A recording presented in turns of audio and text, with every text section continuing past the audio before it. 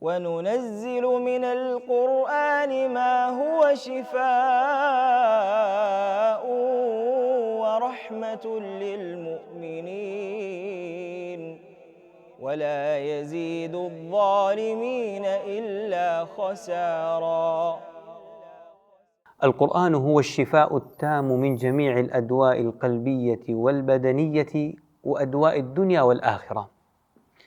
وإذا أحسن التداوي بالقرآن لم يقاومه الداء أبدا. وكيف تقاوم الأدواء كلام رب الأرض والسماء الذي لو نزل على الجبال لصدعها أو على الأرض لقطعها؟ فما من مرض من أمراض القلوب والأبدان إلا وفي القرآن سبيل الدلالة على دوائه. ولم ينزل الله سبحانه وتعالى من السماء شفاء قط أعم ولا أنفع ولا أعظم من القرآن، فداوي قلبك بالقرآن. أنوار التنزيل